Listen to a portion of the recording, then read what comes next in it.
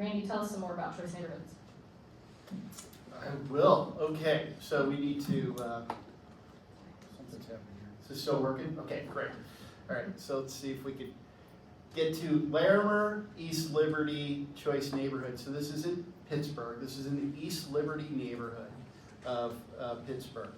And again, Urban Design Associates, Joe Hackett with La Quattro Bonsi, Yoko Tai with Tai Plus Lee is the architect on it. We all collaborated, worked many, many years. So I'm going to give you a super quick, broad brush explanation of this story. You will be able to, the people that want to really get into this and look at all the slides in detail and spend time on the plans and photographs, we will make this presentation available, but I'm just saying I'm going to go through it quick because we've got other topics to get through. But just starting back in 1998, it took a specific person in the neighborhood, Miss Ora Lee, to have a vision that this neighborhood could be something that's healthy and beautiful and connected. There was all kinds of wonderful things happening in other parts of East Liberty, but in Larimer itself, just blocks away from where fantastic things were happening, there was a lot of horrible things happening. And so the community started to get organized in 2008. They've updated a community plan. 2010, there was a vision plan that spread that shared vision wider. 2012 is when Joe and I and the rest of the team got involved moving that vision that the community had generated into an action plan, and from that 2013 put a Choice Neighborhoods grant application in. I just want to tell you that it's super competitive. Like the fact that your community got this planning grant, there's 50 or 100 communities out there in the United States that were trying to get that same money and they didn't get it. So you've got an incredible leadership team that put together a very convincing application. So the competition for this is fierce, and the political everything about it, it's huge. So being able to win what you've won puts you in a great position to have the opportunity when it comes time for that big application. Folks at HUD are going to know this team and going to know that they can have confidence. So this is all super important to set up the next step. So like we talked about a little bit before, Lindsay hit on it, this is a community plan. This is a community engagement, charrette workshop environment where we are looking at the existing context and trying to understand the issues. We test some ideas in front of the community, sketch things out, ask a lot of questions, and we listen. That's the biggest part. Architects listen in this kind of setting. And then with the community, decide on a path forward. So this is the overall framing site plan of this whole Larimer neighborhood. And this is called a figure ground study, so you can see that there's a lot of missing teeth. There's a lot of space between buildings here. And we asked people about where are the good things in the neighborhoods. They put green dots there. Where are the scary things or the bad things, places you were worried about, put red dots there. Where are the places where there's opportunities? Where are your cherished places that we have to connect to? So we took all that information into consideration, asked a lot of other questions. Joe spent a lot of time looking at things like, where does the stormwater go? There's incredible stormwater problems in this community because it's on a plateau. And all the water in this neighborhood goes down to the lower neighborhoods. And years ago, there was a horrible flood and people died. So things as basic as where does the stormwater go, that was already being discussed and thought about in this master plan. So the red dot around this represents the C&I boundary. So choosing where the edge of that boundary is super important because there's influences of all those existing things that are in the community, but also where the opportunities are, where's the vision. So some of the vision was taking spaces like you see at the top, the existing condition photo at the time, of places where houses turned their back or didn't engage with what could be a beautiful bluff edge, that could be play space, and having buildings, new buildings facing onto that so it was safer and more beautiful and more pedestrian friendly. These were just some of the basic underlying comments that we got from the community, and we started to fold in. So these kind of sketches happened in real time during the community meetings. So the plan started to take form and started to come together. So this was a base map. And like I said just a minute ago, some of the things that Joe Hackett and his team put together with looking at ways to deal with stormwater, how to deal with that safely. There was something like 72 key inlets, existing inlets on this whole property where those 72 inlets took something like 80% of all the water in this whole community. So how do we turn those into something that's going to really help the environment and help the neighborhood? So we got a lot of feedback. We heard about what people liked, what they didn't like, areas to focus on. We took all that information and folded that in, and we started to figure out where is the housing going to go, where should some mixed use go.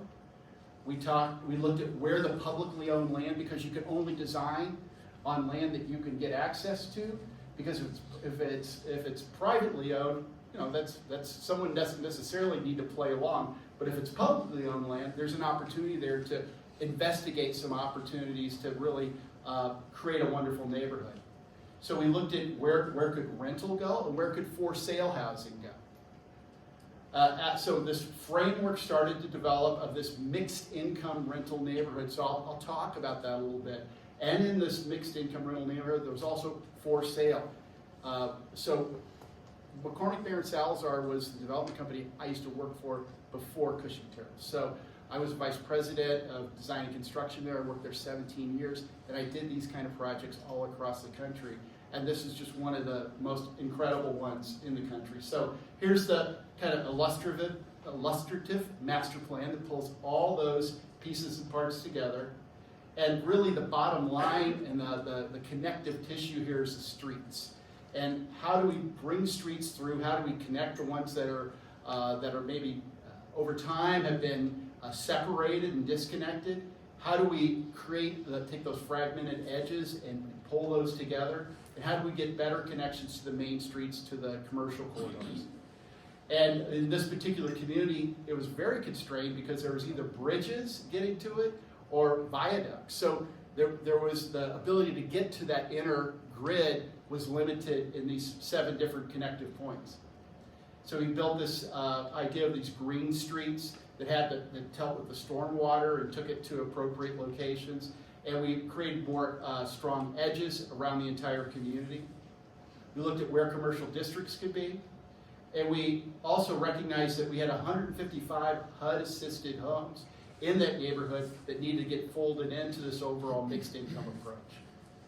So here's the broad brush of that approach. 155 replacement units, 100 tax credit units aimed at folks that were at 60% area median income, and then 105 market rates. So what that means is for that 2-bedroom townhouse in this development, whatever the market for a 2-bedroom townhouse at the time, that's what that would be rented at. But the folks that would be living in the exact same 2-bedroom townhouse, because of the program that they were in the case of the tax credit, their rent would be significantly less because of the program, but their square footage is the same, the finishes are the same, their access to all the amenities are the same. And so it's indistinguishable. And I'll explain in a minute how it's further enhanced and mixed into the whole neighborhood. So you have a range of building types. So there's a mix of housing authority units and affordable subsidized units, and then market rate units. And so the diagram's trying to explain that you've got these different buildings. Some are townhouses, some are garden buildings, some are what we call mixed-use style buildings, and I'll explain that in a minute too. But the yellow might be a low-income unit. The red is a market rate unit. The gray is one of the replacement units. All those mixed in, so it's not separate buildings. It's not like the low-income buildings over here, market rate buildings over here. They're really nice, it's not that. It's all nice, and it's all designed to a market rate level. So when you see this neighborhood, that's the impact. As you drive up, that's the curb appeal. So this idea of a mixed income approach is central to the choice neighborhood approach. So there could be townhouse type buildings. So You've got living and dining on one floor, and bedrooms on the second floor. Garden style apartments that have everything on one level, and maybe there's a breezeway entrance into the building. Then you could have corridor style or mixed use style buildings, and these would be along a double-loaded corridor potentially. Some of them could be out facing to a street, but these would be the main kind of building blocks of these different building types, so that you could get the mix, meaning the number of 1 bedrooms, 2 bedrooms, 3 bedrooms that seem appropriate for that community. And you take the variety of building types and start to build a neighborhood that's got texture, that's got variety to it, so it's not all cookie cutter. It looks like it has grown over time, like normal neighborhoods too. So just quickly going through this specific plan, so zooming in on the 4 phases. So the first phase was right here. And by the way, everything's built and occupied now in this entire thing. So 85 units right here. Then there was 150 units in phase 2 right here. And then phase 3 and 4, which literally just got completed. Joe was just telling me this, people were moved in. It included not only new construction, but also rehab of an incredible 120-year-old Larimer school, and I'll talk about that in some detail in a minute. So zooming in on phase 1, again, this mixture of building types. You see that there's townhouse style, there's garden style. This is where the leasing office is on the ground floor, fitness and all those kind of things here, right in the middle of the neighborhood.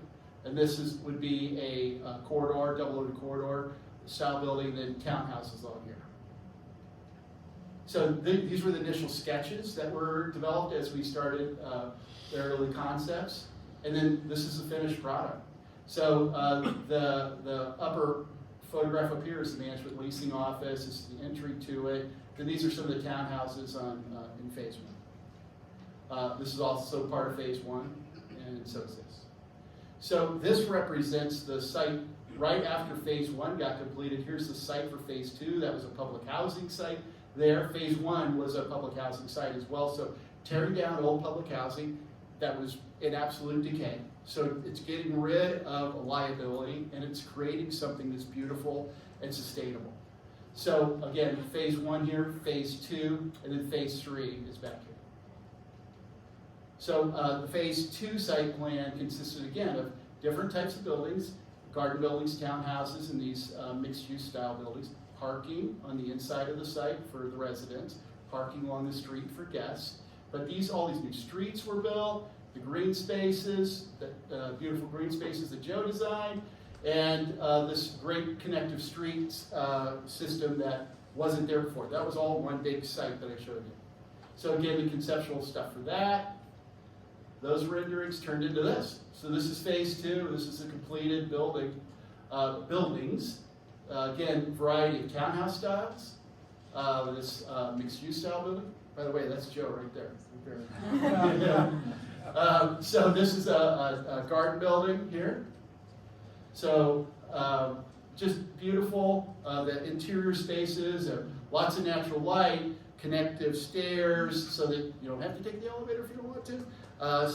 Beautiful windows inside the units, so these getting light from 2 directions, which is really nice. So more phase 2. And then talking about phase 3 and 4, these were the initial conceptual sketches and some elevations and floor plans. And these not only included that mixed-use style building, but also some townhouses. So here's the actual built. This was a couple of months ago, so it's all done now. But this is from concept to reality, all a function of choice neighborhood. This is why it happened. So you look at these townhouses. You might see this here, right? There's neighborhoods here that have buildings but these are brand new, and they respect the context, they respect the culture, they respect the climate. So this is an incredible building. So 120 years old, set empty since the 80s, and turned it into 30 mixed income apartment units. And this is new construction here that was part of that phase. So this is the horrible condition that building was in. It was just absolutely devastating. And then look at this. Here it is coming back to life. It's just amazing. Look at this. I look at these, I want to start crying right now. I mean, I've seen it a million times, but it's just so beautiful. It just, the way that, the impact that this kind of project can have on a community is just overwhelming. So 334 total homes, 132 million total development cost, and it's actually much, much more than that because that didn't have the phase 3 and phase 4 cost in it, but you get the picture.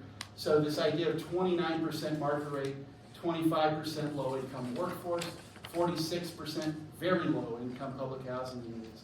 So incredible statistics associated with kids staying in school, decreasing of psychological distress, and then 24% increase in employed working age able-bodied adults in this neighborhood.